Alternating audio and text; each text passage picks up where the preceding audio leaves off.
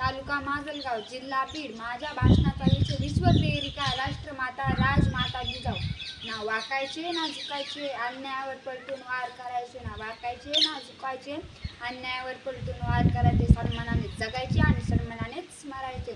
सन्मानाने जगायचे आणि सन्मानाने मरायचे अशी शिकवण देणाऱ्या राजमाता जिजाऊ यांची आज जयंती आहे. 12 जानेवारी 1598 रोजी बुलढाणा जिल्ह्यातील सिंदखेड राजा येथे त्यांचा जन्म झाला. त्यांच्या वडिलांचे नाव लखोजीराव जाधव तर आईचे नाव महासबाई असे होते. शहाजीराजे भोसले यांच्याशी जिजाबाईंचा विवाह झाला. जाधव व भोसले या दोन्ही घराण्यांच्या पराक्रमाची परंपरा जिजाबाईंना ठाई होती. रयतेचा होणारा अन्याय अत्याचार पाहून जिजाबाईंना नेहमी वाटे की आपल्या लोकांच्या राज्यामध्ये स्वराज्य असायला हवे. हिंदवी स्वराज्याचे तेजस्वी स्वप्न जिजाबाईंनी पाहिले होते. त्यांनी पुत्र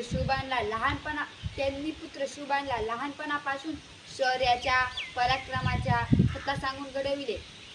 जिजाऊंच्या प्रेरणेतून छत्रपती शिवाजी महाराजांनी अनेक लढाया जिंकल्या व महाराष्ट्राच्या मातीत हिंदवी शौर्याचे भव्य निशाण उभारले. छत्रपती शिवाजी महाराज जिजाऊंनी दिलेल्या संस्कारातून छत्रपती शिवाजी महाराज स्वतःचा विचार न करता इतरांच्या कल्याणासाठी जगले व धर्मरक्षणासाठी लढले.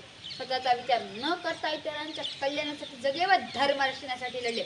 अंगणातील तुळस गोठ्यातील गाय, अंगणातील तुळस गोठ्यातील गाय आणि घरातील माय यांच्यावर जर कोणी वाकडी नजर केली तर त्याची गाय केली जाणार नाही असे स्त्रियांवर अन्याय अत्याचार करणाऱ्याला ठणकावून सांगितले होते. स्त्रियांच्या रक्षणासाठी जिजाबाईंनी स्वतः तलवार घेतली.